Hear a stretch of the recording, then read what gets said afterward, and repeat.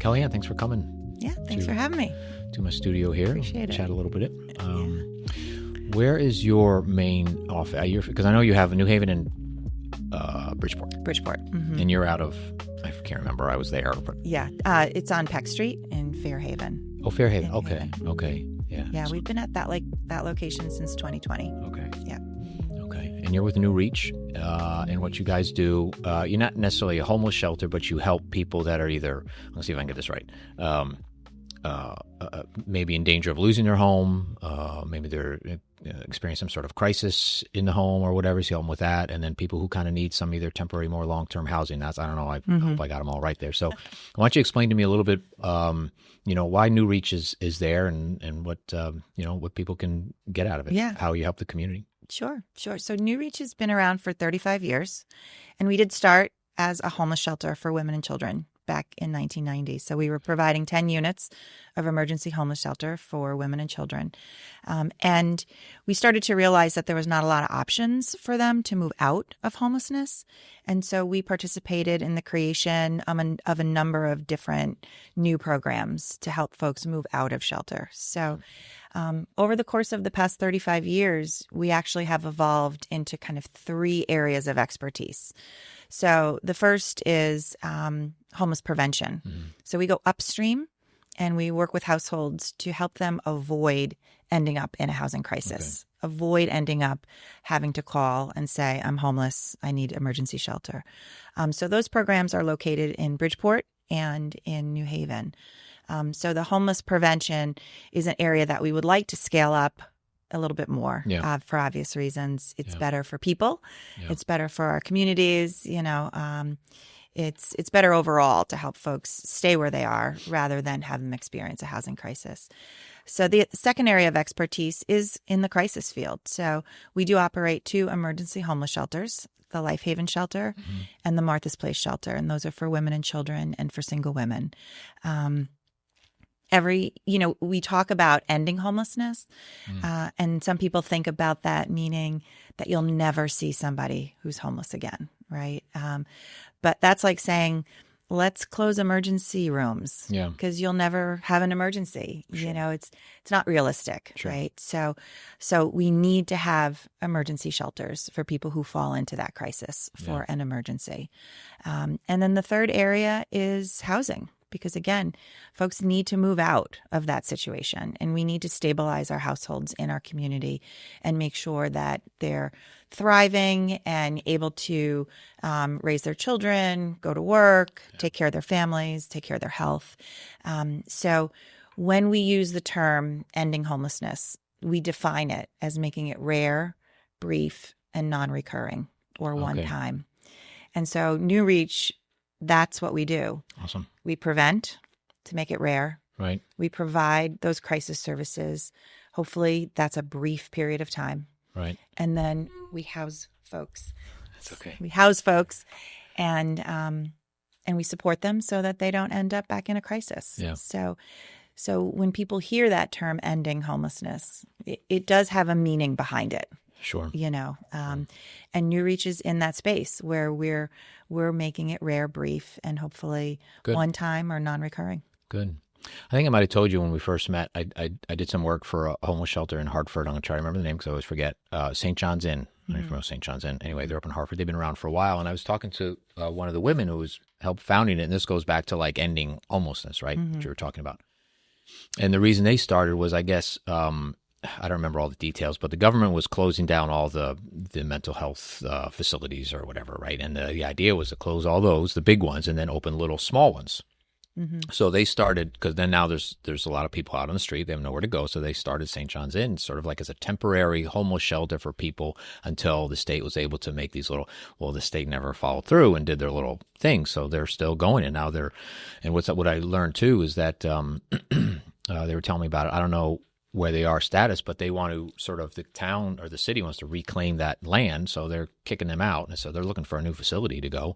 They're in this beautiful old church, which is they probably need to upgrade anyway, but at the same time, right, they're being forced out. So they'd never thought in a million years they'd still be doing this. Mm-hmm. Mm-hmm. However, 30 years later or whatever it's been. Yeah, deinstitutionalization is what really created an explosion in homelessness. And so back in the late 90s and the early 2000s, kind of the response to that was creating what's called supportive housing.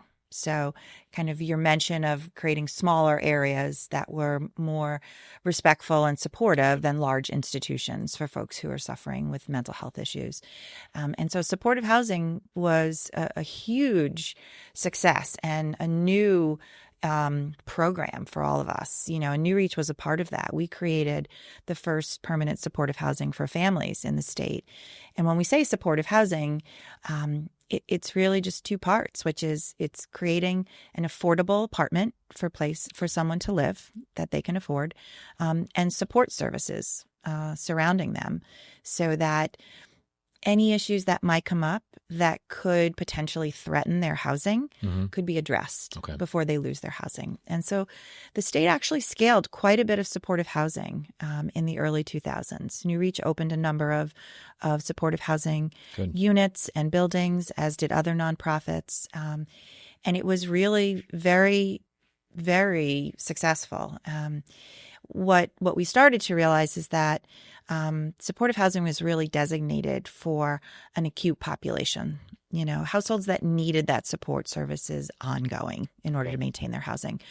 But as time went on, we saw more and more people who didn't really need that level of support ongoing, but who really needed the affordability piece and a quick shot of services to get them stabilized again. And so a few other programs started to take shape, which rapid rehousing is one of them. And that was kind of a bridge from homelessness to stability. And that was working really well as well.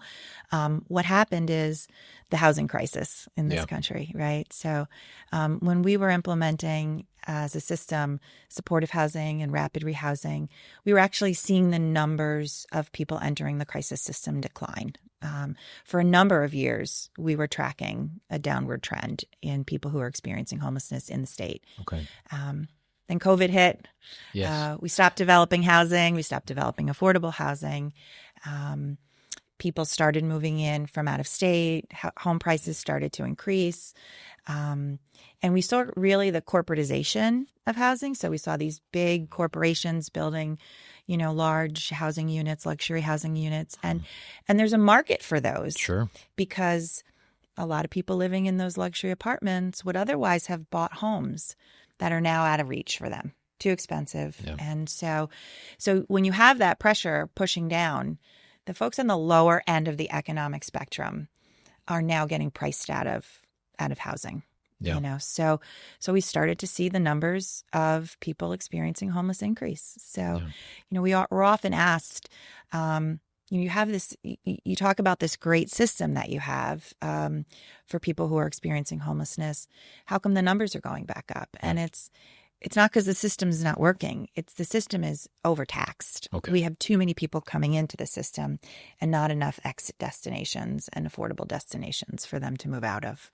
So, I mean, the system isn't the solution, right? It's just helping people who are. So what's the solution? I mean, how do we, because for example, Madison, I don't know all the details again. I'm a little bit vague, but I guess in Connecticut, isn't there like a mandate or talked about mandate of each community or town has to have 10% affordable housing, right? Or something like that. Now, do I have that right or There's wrong? a statute. There's a statute. 830G. Okay. That says. Yeah. You know more than me. It's a statute that says if you wanted to develop affordable housing in Madison, for example, and the folks in Madison blocked your project, right? So you want to develop some housing, and the zoning board says, no, you can't develop here for whatever reason. You could invoke 830G that says, well, Madison, you only have 5% affordable housing. Okay. So you really can't block this unless there's a real safety issue. Okay. So it's a tool for developers Gotcha. to use to try to combat that NIMBY, not in my backyard. But developers have to be willing to invoke that, and challenge that in order to move forward. Now, we did have a victory this week, actually, the state House representative passed a bill that is talking about having all the towns in the state of Connecticut have to create a specific number of affordable units in their town.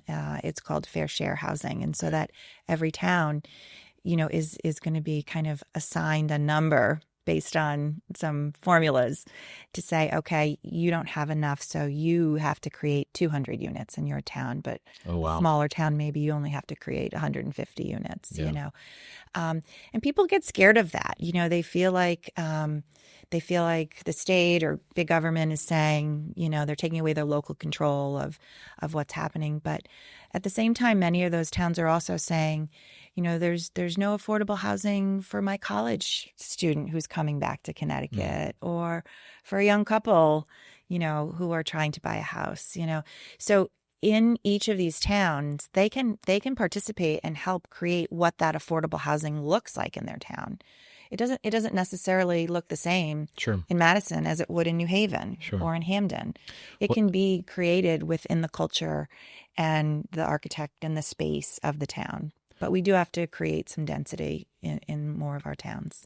What makes affordable housing? Is it across the board? It has to meet these numbers or whatever, or does it vary between towns like Madison or New Haven or Westport or Danbury or Derby or something like that? So how does that? What? So the federal government comes up with these what they call the area median incomes. So they look at what's the median income for an area, and then they have these formulas and these percentages to say, what makes an area affordable? What's the salary that you need to have in a household in order to qualify for a certain affordable housing, right? And so there are different percentages, and so that's all created based on the census data and salary data and such. And then there's the fair market rents, right? So which are also created by the federal government and HUD, and looking at what the fair market rents are.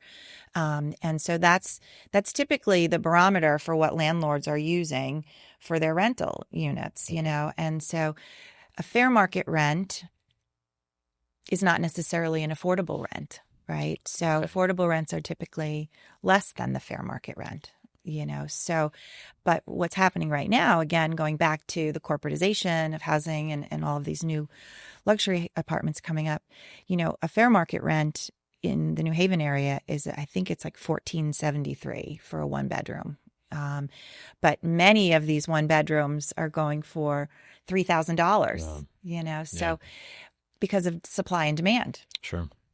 Microeconomics, right? Sure. If you have not a lot of units, you can charge more. Landlords can charge more. So again, people on the lower end of the income spectrum are getting priced out. Yeah. So they could maybe afford a fair market rent. But now fair market rents are kind of going out the window because these luxury, apartments and homes are going for $50,000, $60,000, $70,000 more than they were 5 years ago. Yeah. So it's complicated because there are different ways to make a unit affordable, right? So the developer can access money when they're developing to make it affordable, and then they can base the rent on, again, these formulas based on these area median incomes. Or a developer can choose to have subsidies attached to their unit, which then the landlord will get the fair market rent, but the tenant will only pay 30% of their income, and the subsidy will cover the remainder. Okay. So it's complicated, Yeah. and there's all different ways to kind of create an affordable unit for folks. So that's where, it's important, I think, for towns to get together and start talking about what makes sense for their town. Sure. But I think that overall, we're short almost 100,000 affordable units for folks. In the state? Yeah. Right. That's a lot. Yeah. And an interesting thing that someone just brought up to me recently was, Airbnbs, right? So folks have said, okay, well, why do we have so few rental apartments? It's not like so many people are moving into Connecticut. Yeah. In fact, we're actually losing population. So why are we? Because during were we losing during COVID, or because it feels like New York was moving into Connecticut? It does. Yeah. But I think there's also been a lot of folks moving out of Okay. Connecticut to go Well, to cheaper tax states and things like that. So, why is there a lack of units? Airbnbs is potentially one reason why there's a lack. So instead of renting long term, you can make more money. Airbnb. You're in short. So you can Airbnb and you take your unit off the rental market. Yeah. Right. So it's interesting. I don't know much about it. Someone just recently mentioned that to me, but it makes sense. There's all sorts of Airbnbs, like from a bedroom and like a basement, right? like a full house, right? On 10 acres of land, sure. Because I do Airbnb all the time. Sure. And I'm traveling because I have my dog and stuff, so that's what we do. And yeah, but I could see that. Right. So it's an interesting thing to look into. Yeah. I haven't really looked into it, but yeah. So the state is starting to ramp up its creation of affordable housing, which is great. But as you know, we're a small state. There's only so much land. Yeah.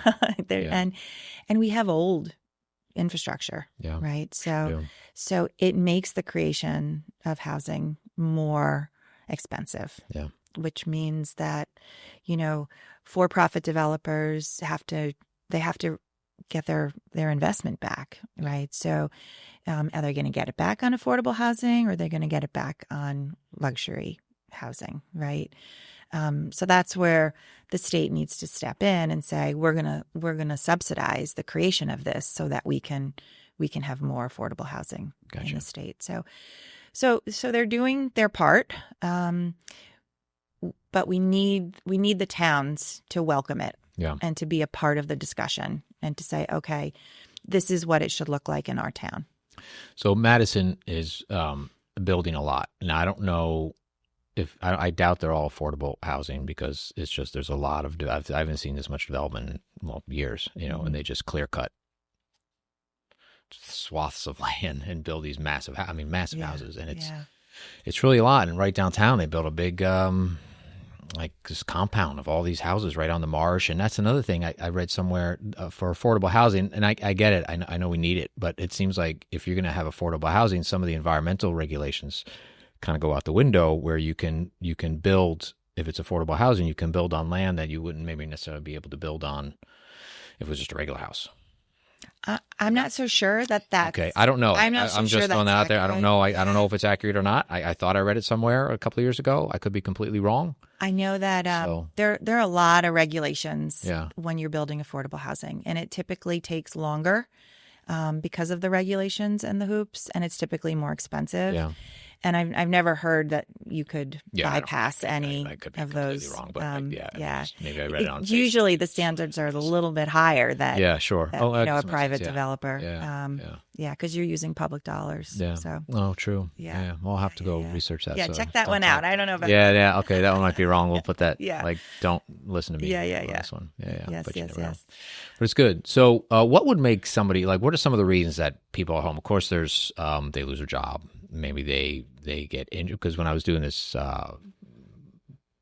video up in Hartford, I was telling you about, it was interesting. It was kind of an eye opener, and some of the people they had an injury and they were taking medication, and they get hooked on the medication. Before you know it, their family, and they lose their house, and now they're here, but now they're clean and they're regrouping and they're going to go out. So I guess there's some of that. There's losing a job. There's all sorts of things. What have you seen? Is there a trend now that's happening why people are losing their homes? Does the trend change from year to year or whatever? So there's a book that came out, I want to say it was in 23, that was called or is called Homelessness is a Housing Issue, right? So the increase in people experiencing homelessness is directly related to the availability of affordable housing. Okay. It's not because people are addicted to drugs or people are mentally ill.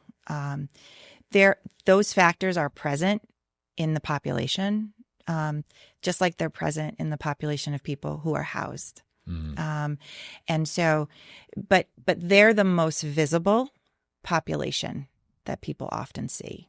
right? Okay. So you see the person who's experiencing an untreated mental health issue on the street. You see the person who is experiencing a substance use disorder on the street. Those are the most visible people that we see, and often cause a nuisance in communities that real neighbors struggle with. Sure. But that's not the majority of the people who are experiencing homelessness. Majority of the people are our children, our families, our people who are doubled up, our youth, and it's because we don't have enough affordable housing for them, or housing options for them. Years ago, right, we had the YMCA. Yeah. You could rent a room. Yeah. If you didn't want to have the responsibility of an apartment, you didn't want to sign a lease, you don't want to turn on the UI, you don't want a kitchen, you don't cook, Right. You could rent a room. It was affordable. You could live there. Somewhere along the line, Wow. we all decided that wasn't a good option. People needed more.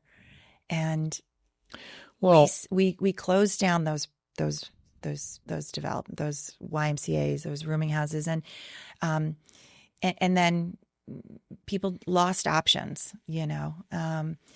So I mean, I think we need to isn't it- think about Sorry, for that interrupted. particular population, maybe going into a 1-bedroom apartment isn't the solution. We need something else where they can be supported and kept safe and kept off the streets. And not the old flop house, rooming house, but something with services made available, something where there's nursing available, there's case management available, there's treatment available, right? So that those folks have a place, so that they're not on the street, they're not causing a nuisance or dying on the street, and they're given an opportunity to recover, in a safe space. Yeah, the renting I mean, I mean, maybe I would, but probably not. Just renting a room. I mean, maybe a person that travels a lot and works a lot, doesn't need, because you're never there, but you have a place to crash when you need to, and it's I mean, it's an option to make that unavailable to people who just, that's the way they like to live. Is a little bit, I don't know, maybe not right or something. I don't know, but Yeah, it's too bad. we've zoned out of that, right? Yeah. So it is something that we're talking about, wanting to look at, and the state's actually considering funding new housing options for folks that look more like that, rather than presuming everyone wants and should have a 1-bedroom with a lease. Turn on their, It's a lot. It's a lot to handle. It's personal for Electricity everybody. and heat and water and et cetera, et cetera. No, it's a lot. You need choice. People need choice. Yeah, need choice. Yeah, absolutely. So why would somebody lose their home, right? So do they get, because you say now it's the lack of housing, right? So if they're in a house, is the landlord kicking them out if they rent because the rent's going up? Yes. Not kicking them out, but they're raising the rent so they can't afford it, kind of thing? So what's happening is when leases come due, they jack the rents up, and then people can't afford them, and they need to move on, or they get evicted. And so we're seeing an increase in evictions, nationally, but definitely in Connecticut as well. Again, it goes back to that supply and demand. Landlords can, say, I can get more than fair market, for a 1-bedroom. I can get $2,000 rather than $1,400. So I'm going to charge you $2,000. And, someone who maybe has been living there forever, maybe a senior. We're seeing more and more seniors on fixed incomes who have been renting the same apartment for years, who are now getting displaced, and they don't have another option because now they're in the market, and the market is charging, more than the fair market. So we're definitely see an increase in the rents. Someone will have to fact check me on this, but I believe rents went up about 43% in the past 5 years. So that's a lot, Incomes are not going up that quickly. No, not even close. The cost of living's, not, going up. Food's going up, insurance is going up, things like that. So whereas we're seeing kind of a new population of people entering into homelessness and unstable housing, which are people who are on fixed incomes or of low income that are now getting priced out of units because of the cost of rent. We are seeing, we are seeing people who are experiencing more mental health crises, and families with children who are experiencing more mental. I mean, we hear about this in the news. It's happening, right? And so when your child is experiencing a mental health issue, it's hard to work, especially if you have a job that's a service job or a shift job, and you're going to prioritize your child, who needs you. And so your income's going to go down. You might lose your job, things like that. So we're seeing those are contributing factors as well. And we are seeing a rise in people using substances. And, it could be because people are self-medicating because of anxiety and stress and inability to maintain, a stable home for themselves. People often turn to substances to self-medicate. So I always say, like, there is not necessarily a stereotypical person who's experiencing homelessness. All the stories are different. How people come to be in that crisis. When I was at your facility, you took me on a little tour, and you also help people with food, which I think is because you mentioned like the cost of living is going up, and food is, you open my fridge, there's not much in there. It's just me, but because it's a lot. Yeah. And I was talking to a friend of mine who has he's married, I think 4 young children. Maybe the oldest is maybe 15-ish. I don't remember. And I asked him, I was like, what's your food bill a week? I don't know. It was like $600 a week. I mean, something, I'm like, right? How do you do that? It's crazy. $600 a week. Yeah. And then you got to go and do it again the next week. Yes. It's crazy. Food insecurity, like homelessness, is on the rise. Yeah. It's trending up as well, and that's directly because of economics, directly because of costs. In January of 23, New Reach merged a program called FISH into our umbrella organization. You mentioned that. Yeah. FISH has been around for 57 years in Greater New Haven, and it's food and service to the homebound. And it's a program designed for households that can't access food pantries. So they're food insecure, they're of low income. They would typically go to a food pantry to get their food, but they, for some reason, can't get out. So we serve a fair amount of people who are elderly, seniors, people who are recovering from operations and don't have another adult in the household that can go out and get food for them. So we deliver groceries. It's not Meals on Wheels. We don't deliver pre-made foods or meals. It's groceries. And so we're partnered with the Connecticut Food Share. So they provide us with the food. Cool. And our organization recruits volunteers to pack the grocery bags and then to deliver the groceries to people's homes. So it's a great program. When COVID happened, the funding from the federal government increased for food insecurity, and so FISH was delivering to over 1,000 households throughout Greater New Haven. Wow.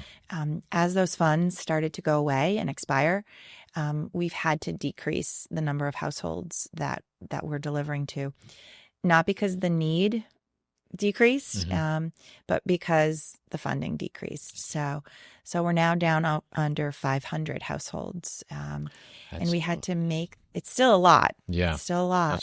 That's a lot of a decrease. Yeah, it's a lot of a decrease. Yeah. And it's not because the need isn't there. It's because if we want to continue to serve those 500 households, we had to make hard decisions on who needed the food the most. Yeah. These are decisions that I'm not sure the general public understands the decisions that nonprofits are making right now. We do this work because we want to help. Sure. We don't want to say no to people. Yeah. But we only have so much resources in order to provide these services. So we have to say no to some folks. I often tell people, you think that if you were to become homeless, if you were a family and became homeless and you called the system and said, I'm homeless tonight, you would think that you could just be placed in a shelter. Sure. There are wait lists for shelter. Wow. And we have to often decide who is the most needy tonight to get that open shelter bed. You know, it's the same with food. Who is the most needy? In a country like ours, we shouldn't have to be making those decisions on a daily basis, you know. Right. But those are the decisions that nonprofits are making every day just to stay open, right? Just to be able to keep providing the services to some of the folks who need it. How much is your budget that goes to housing people and helping them with services and food and stuff? Like how much is that? What's the difference between what's funded through the government, whether it be federal or state, and what's funded through, donations from organizations or private donors or whatever? Yeah, we're about 80-20. 80% public dollars through state, municipalities, and the federal government, and then about 20%. I wish it was the other way around. Yeah, yes. Yeah. There's so many reasons why I wish it was the other way around too. But, when I first started, I've been doing this for 30 years. And when I first started at New Reach, the public dollars covered our costs. Yeah. We didn't need to fundraise. We didn't have to fundraise. But the dollars from the public have not kept pace and index with the cost of our services, the cost of doing business. And so over time, we had to fundraise. I remember when we had to fundraise $10,000 a year. It seemed like such a big amount, That's why you see everyone's having events and they're having, they send out letters and please give us a donation. It's because we have to fill that gap for what we're doing if we want to keep doing what we're doing, So we are well over $1 million that we need to fundraise every year. So just a little commercial. We're having our big gala. Yep, you are. Next Wednesday, June 4th. And it's at Woodwinds here in Brantford. Oh, awesome. And it's an auction. We have about 300 people. Eric Hummel is our auctioneer. Okay. We're actually honoring a gentleman named Jim Sonnet, who has been a volunteer at our fish program for decades. Excellent. And so would invite folks to come out. Tickets are going fast, though. Right. We're almost sold out. But it's something that we have to do. Yeah. If we don't fill that funding gap, we will have to close programs. Yeah, and we can't do that. Now, to back up, I got a question. Is that Hummel from Hummel Hot Dogs? Yes, Eric Hummel. Yes. I'm going to have to go then. He has been our auctioneer for over 20 years. That's awesome. He's a very philanthropic and community-minded gentleman. So that's good to hear. We're very fortunate that he's a friend of ours. Now, this podcast is going to be posted after your event. Oh, okay. But we'll go ahead and I'll ask Steph to kind of cut out some, so we'll throw something up there for you to help you out, because I think that's important. Donations after the event are also welcome. Of course, yeah. While we're at that, if somebody's listening now and they want to donate, is there phone number, website, email? Sure. What can they do? newreach.org. There's an opportunity to get involved, to learn all about what we're doing. You can give online. You can send a check. You can email me, and happy to have folks come down, see our mission in action. Yeah. Come down. We'll take you for a tour of fish. We'll take you for a tour of Life Haven. Good. We can show you, the impact that we have on this community. Yeah. And we can talk about the impact on this community if we had to decrease our services, which would impact many of us. Yeah, it definitely would. Yeah. They can give money, but can they also volunteer? Do you pay people to volunteer to help whatever it is that you need help with? Absolutely. Yeah. We have groups that come in and volunteer. They help, do spring and fall cleanups at our shelters.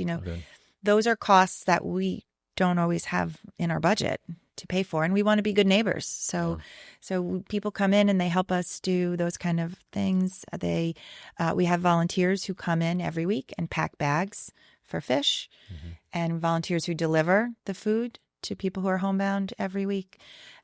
We have volunteers that do what's called third-party events for us. So, for example, there's a group called Limelight. They do a dance recital, and these young women put together this event, and they raise money, and they donate that money to us. Oh, that's good. The New Haven County Bar Foundation Okay. does a snowball tournament, and they donate that money to us. What's the snowball tournament? So they go play softball on a cold night in November. Okay. And it's competitive, I think, for them, for the lawyers, and we receive the donations. Oh, that's fun. For them to be playing. So, but we had a young girl who just did a lemonade stand over Memorial Day weekend, and her mother matched the amount she raised, and her mother's corporation matched that amount. Oh, that's awesome. Yeah. So I always say, everyone can be a philanthropist. Sure. You don't have to donate $1 million to be a philanthropist. Yeah. You can donate $5, and you're participating in helping your community. That's awesome. Yeah. $5, and then maybe next year it's $6. Right. No, but that's great. I think that's So it's just I guess because all I have is $5, but you'll take us. It's gonna go somewhere. It's gonna feed somebody. It is. Maybe not housing, but definitely will help buy some food for somebody or whatever you need it for. So I think that's wonderful. Yeah, $5 is great. Yeah, very good. We don't have a lot of volunteers in our programs. Forward facing with the people that we're working with, because we employ professionals for that. The work that we're doing is best practice based. Okay. It is. Our caseworkers and our social workers are trained. They're provided supervision. They're given standards to follow that we know have helped people move through these crises and get to the other side. So we often have to explain that to people, that coming in and sitting across from somebody who is experiencing homelessness is something that the professionals do to help folks get to that solution that they need. It's not something that a volunteer can really do. Not at that level. I mean, not maybe at that level. Yeah, I get it. Yeah. It's interesting if you look at the history of social work. 50, 60 years ago, 70 years ago, it was volunteers who created the profession of social work. It was mostly women who weren't in the workforce, who were volunteering their time and working. But it's evolved, to a profession, where folks go to school and they're trained in best practices that we know help move folks from a crisis to stability. But that's not to say we don't welcome volunteers to come in and provide a meal and sit in community with the folks who are in our shelters, or to come in and do a birthday party for the kids at the shelter, So it's things like that. And we're open to other ideas, but it's just really difficult for us to have folks come in and want to do that social work piece as a volunteer when it's really, work that our professionals are doing. What's the trend been like? Have you, you've been 30 years, you said. Have you been at New Reach for 30 years? I have. Okay. Were you anywhere before that doing this type of work? In upstate New York, I worked, in a therapeutic foster care program. Okay. And so you've been doing this for a while. Yes. You've been doing this for a while. I guess the homelessness part or lack of housing or whatever, have you seen a trend between, whether it be single men, single women, or women with children, families? Has that trend, have you seen it change as far as who needs assistance in those kind of three groups, or has it kind of stayed the same? So in other words, maybe was it more men that were looking for homes, or was it more women, or has it been kind of the same? I don't know that the percentages have changed, kind of demographics. I do know that we see children under the age of 6 are a large part of folks experiencing homelessness, and then children under the age of 12. Yeah. We've seen spikes in youth, disconnected youth, lot in the LGBT community, who are disconnected from family. I don't know if there's been, a real spike in male, female. Okay, just wondering. Yeah. I think that it's a fluid kind of number. what we look at mostly are numbers of single people versus households that include minor children. I don't know if it's the movies or whatever. When you think of a homeless person, you think of a man who, Right. So that's what I was asking. Like, Yeah. if that was a stereotype, or it's just that's kind of how, Yeah. what people think of. It's a good question. I have to look and see. I would probably think that might be accurate. That men might make a larger percentage of the single population. I'll have to go back and check. Yeah, but it's awful that because kids don't know what's going on. They just want a place to And hang with out. families and kids, they're not visible. You're not going to see them, so you're not going to necessarily know. A lot of times they're doubled up, not because they want to be doubled up, but because they have no other choice. They're living in cars, they're living in abandoned buildings, but you're not going to see them. They're not going to be standing on the green with a sign necessarily, because of obvious reasons. There's fear that the children are going to be taken away from the parents because they don't have housing. There's a stigma. Kids in school are not going to say to the school, "I'm homeless." There's a stigma there. So, and there's fear, of what's going to happen to the family if that comes to light. Is that something because was it was it the children, families? What's the state?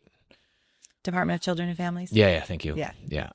Do you deal with them? Like, do parents or mothers have a fear that if they're homeless, the state's going to come and take their children and stuff like that? Do you work with those families and help prevent that if it is occurring? Yeah, we definitely have a partnership with them when folks are coming into our shelter. We also advocate on behalf of our parents to say, just because you're homeless doesn't mean you're neglecting your child or abusing your child. So sometimes we're advocating alongside the parents to say that's not the case, because if you think about it, if one department at the state is saying, I'm going to take away your children because you don't have a place to live, we need another department to provide them a place to live. Yeah. Right. So there have been some partnerships between the Department of Housing and the Department of Children and Family that have helped to provide housing for families. Yeah. But we go back to there's more families that need it than there are available slots in those programs. Yeah. And it seems like a lot of the time it's not their fault. The rent went up or what have you. And it's not because they're not working or not doing something or whatever. It's just and I would say the folks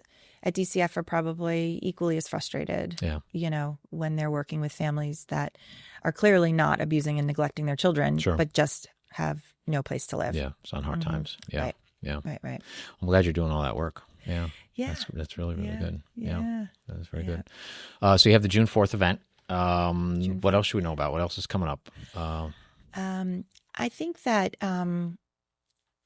just to kind of let your listeners know, we're really terrified about what the potential cuts on the federal level might look like for the state of Connecticut and people in housing. And so the cuts in HUD, if the federal government were to start cutting the funding that comes into the state for housing and affordable housing, it's not going to just impact the people that we're serving in our supportive housing and our rapid rehousing that I talked about earlier, but it's the tens of thousands of units that are also supported through subsidies and affordable housing structures, and it's going to impact the landlords who own those buildings and who count on those rents.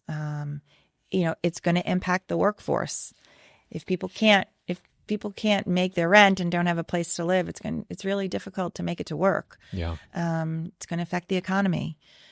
So we're really nervous about the large scale impact that cuts in HUD are going to have to people who are unstably housed and of low income, and then of course the Medicaid and Medicare cuts are going to impact all of us as well. So we're keeping a close eye. It's hard to plan for the unknown. in that case. I think that's why nonprofits are really talking about, how can we make sure that our budgets are tight. We're really reaching out to communities to say, now more than ever, private donations are important. We may be really heavily relying on those to keep our organizations alive. Yeah. Through what we're anticipating could be some massive cuts that you'll see with the closures of programs across the state. Have you experienced anything from some of the decisions that are being made? Not yet, but you're sort of anticipating and doing some planning. Yeah, there's a lot of conversations happening, and we have to keep a close eye on what's happening, and make sure that we're good stewards of our public dollars and our private dollars. I think that's why we cut back on the number of people we're serving at Fish, because we know if we kept providing at that level, at some point we'd put the whole program at risk of being able to operate. So we're keeping a close eye on what's happening. We're being good stewards of our funding, and we're really trying to raise awareness in the community that, now more than ever, we need the support.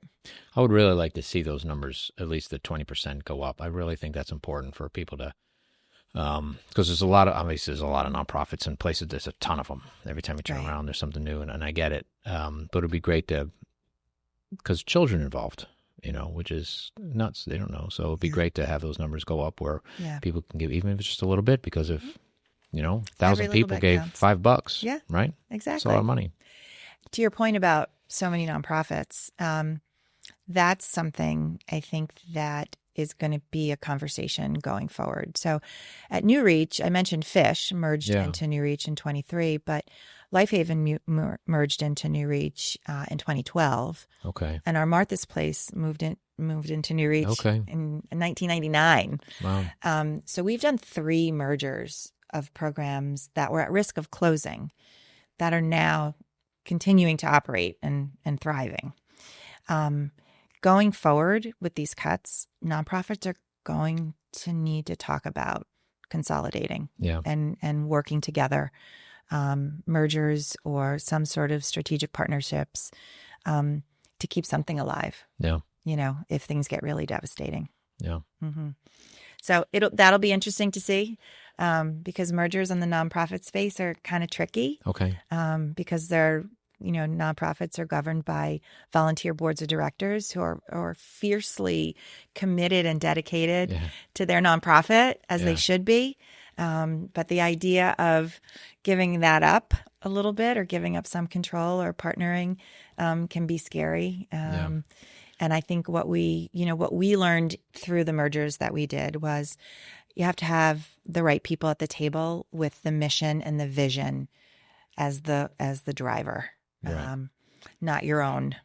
Right, because at the end of the day, not your own interest. The reason you're on that board is to help people. Exactly. And if you can do that in a greater area or whatever, then I think it would be beneficial. It's hard. Yeah, but it's hard. I get it too, because this is like Mm-hmm. and now new people are coming in. Yeah. So I don't want to get it, but it's good. But it's something I think we're going to need to look at as a sector. Mm-hmm. Now you work with Vinny. I will not work with him, but whatever. I know you know Vinny down at Homes for the Brave, right? Yes. Yes. Mm-hmm. Yeah. He's terrific. Do you do any collaboration with those folks at all, or you just sort of like kind of talk? Yeah, well, so all of the homeless and housing providers collaborate. We actually have a very good system in place. It's called the Coordinated Access Network. Mm-hmm. There's 7 of them around the state, kind of regional based.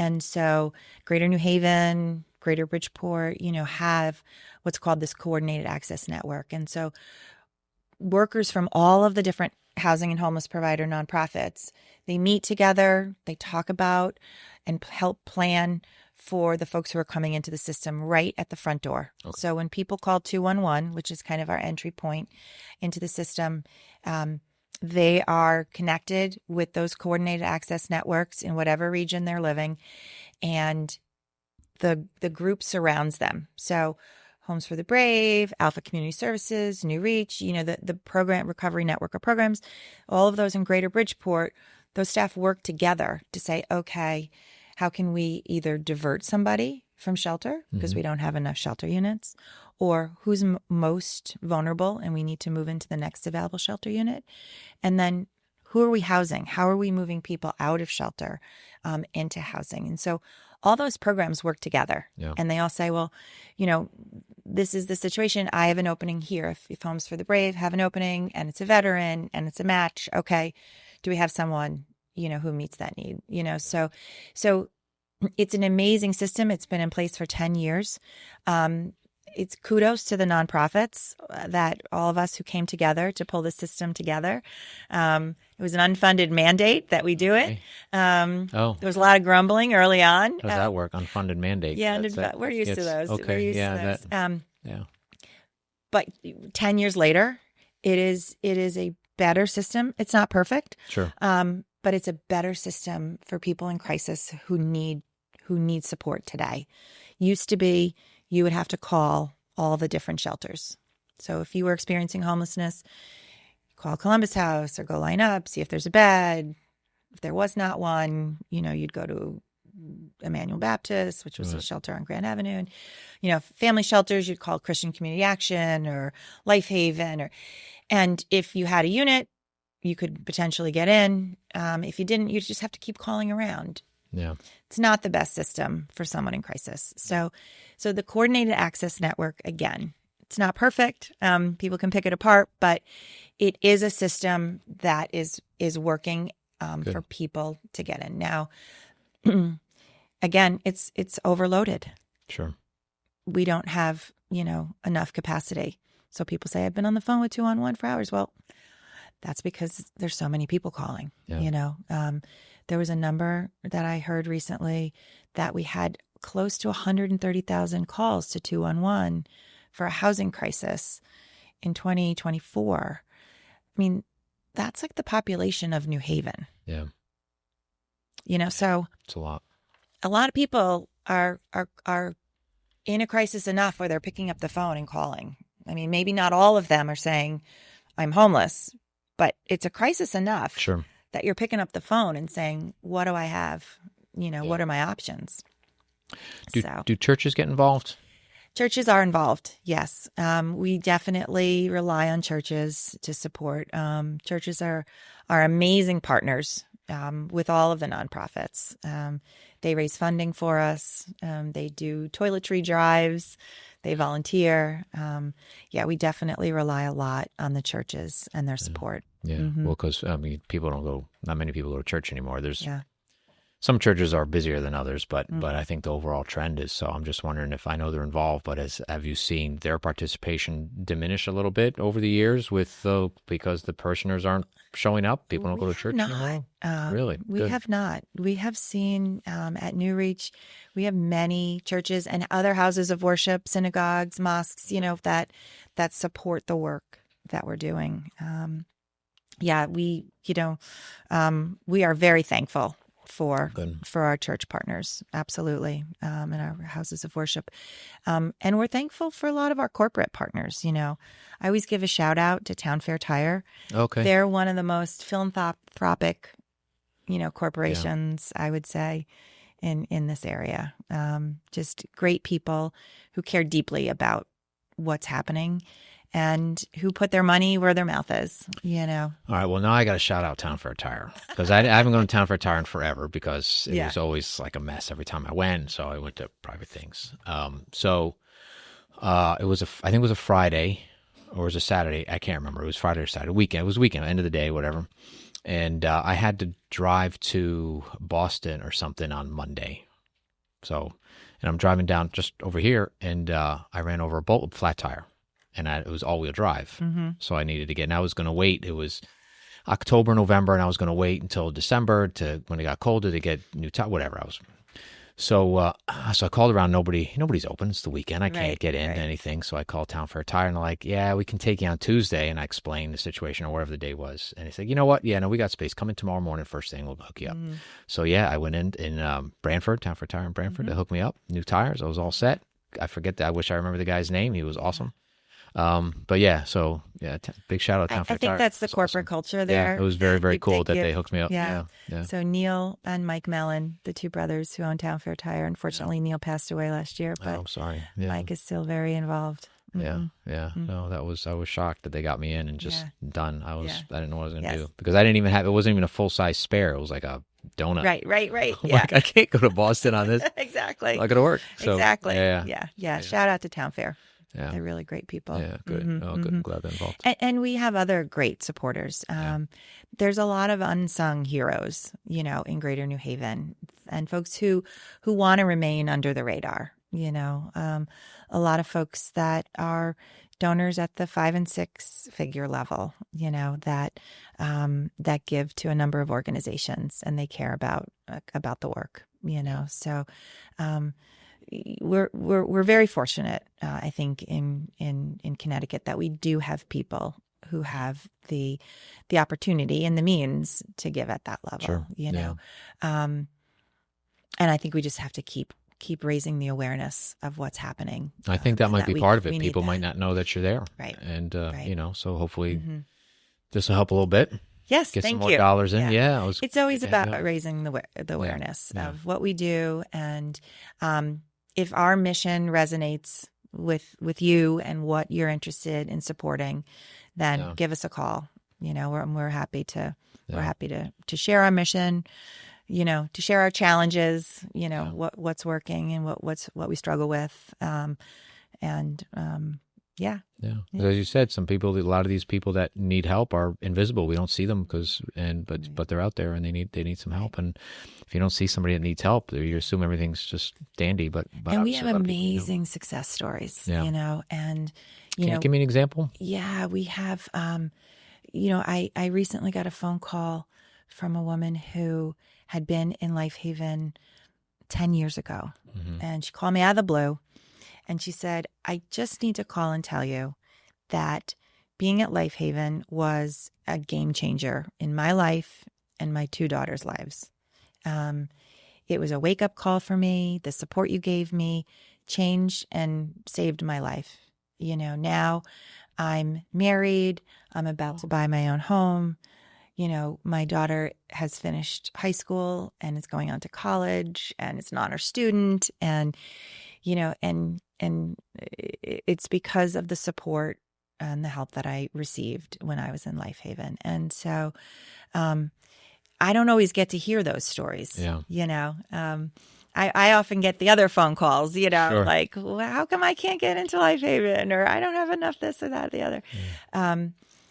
But those are the phone calls that keep us going, that fill our wells. The fact that New Reach has employees who are formerly homeless and former residents, who are now paid professionals on our staff, and giving back, but also earning a living, and growing their career and their stability, is amazing, and something we're very proud of. And they truly want to help. There's people out there that really want to help other people. It's what they do.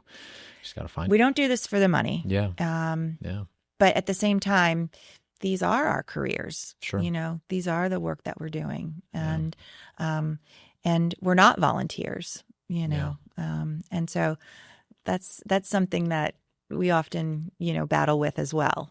People say, well, how come you're paying that person that much? And it's like, well, because they're worth it.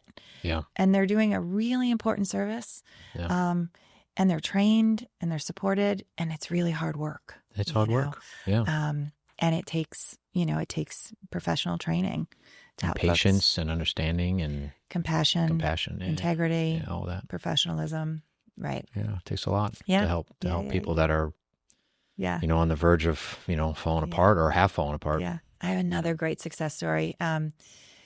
We have a big Christmas party at Life Haven every year, and there's a group of gentlemen who come and provide all the food. Joey B is Santa every year. He dresses as Santa, and we give away toys, and it's great. It's the Porcini group. And this past year, when we were at the party, noticed that there was a young man coming in bringing a whole bunch of extra toys. And I thought it was just kind of a random donation that someone showed up. And come to find out, it was a young man whose mother and younger brother were staying at the shelter. Oh. And he was recently hired at Sikorsky after going through a fellowship and having gone through the Eli Whitney program. And he bought presents for the children at the shelter out of his own pocket. That's great. 19 years old. Wow. $2,000 worth of presents Holy for the cow. kids at the shelter given back. Holy cow. So, again, like that's a hero. Yeah. That's a philanthropist, Yeah. right?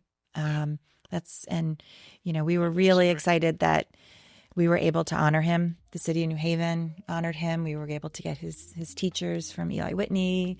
The HR director from Sikorsky came, and it was really great to honor a young man for a really amazing thing when sometimes all the news is bad. Yeah. So. Yeah, we need more news like that. Mm-hmm. Yeah, absolutely. And we were able to house his mom and his brother. Good. Mm-hmm. Good. Yeah. Well, I'm going to end it there. That was, I love that. Yeah. Yeah, really good. There's really good people out there. Mm-hmm. Just got to, and you have a lot of them at your place. Yes, so we thank do. you so much for everything you do. Thank you for coming Thank you. and chatting with me for a little bit. I had a really good time learning a little bit. I hope Me too.